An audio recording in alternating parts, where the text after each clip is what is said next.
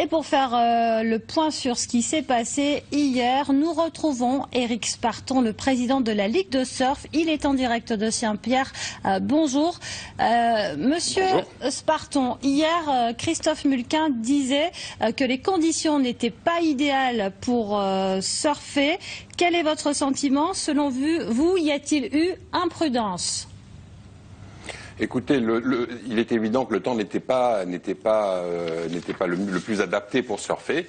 Mais après, c'est vrai qu'il y a le côté passion, comme on le dit toujours. Mais maintenant, je pense que là-dessus, Vincent était conscient des dangers qu'il prenait. Nous, là-dessus, on n'a pas arrêté de faire des communiqués pour en tout cas, préciser pour appuyer la présence de prédateurs dans le secteur.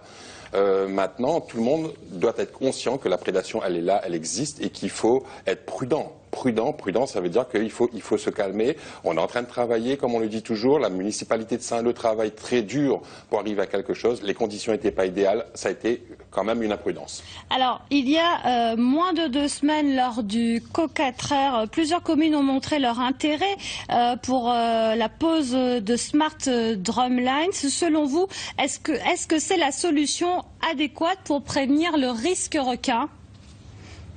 Je pense qu'il n'y a pas une solution. Ce sera un ensemble de solutions qui vont se coupler et qui pourront, en tout cas, optimiser la sécurisation des différents sites, que ce soit des sites de surf ou des sites de baignade. Il est important de le dire parce que bien souvent on dit que le surfeur il est nombriliste. Or, c'est faux. On regarde non seulement les pratiquants, la vague, mais aussi tout ce qu'il y a autour, donc tous les usagers de la mer. Mais je pense qu'il y a plusieurs concepts qui doivent se jumeler, depuis la surveillance sous-marine, la surveillance sur l'eau, les smart drumlines un peu au large et aussi tous les filets que là-dessus qui, selon les secteurs, selon les sites, s'adaptent ou ne s'adaptent pas. Mais maintenant, c'est un ensemble de concepts qui vont se chevaucher pour pouvoir sécuriser et optimiser en tout cas la surveillance.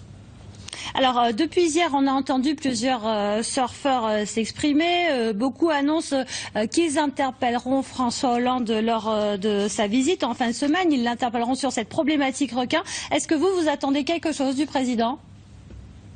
Écoutez, que ça aille vite. C'est vrai qu'on a beaucoup travaillé, la Ligue de surf, ça fait 6 mois qu'on travaille d'arrache-pied, où on met 10 personnes à temps plein pour travailler sur ce que nous on met en place sur les vigies requins renforcés, par exemple. Il y a aussi de l'autre côté Cap-Requin qui travaille, il y a la municipalité de Saint-Leu qui est aussi chacun dans une logique de travail. Je crois que maintenant, l'État, donc si Monsieur le Président est à La Réunion, que les choses aillent beaucoup plus vite. Là, c'est vrai que c'est un accident, heureusement pas dramatique. Enfin, si quand même ce qui s'est passé pour Vincent, c'est dramatique, mais ça n'a pas causé, on va dire, il n'y a pas de décès. Voilà, donc, mais maintenant, ce sera à lui peut-être de booster un peu les échéances, que les choses aillent beaucoup plus vite. Je crois que là, on arrive à un seuil où on peut commencer à travailler très sérieusement à sécuriser. Merci Éric Sparton d'avoir été avec nous ce midi. Je rappelle que vous êtes le président de la Ligue de surf.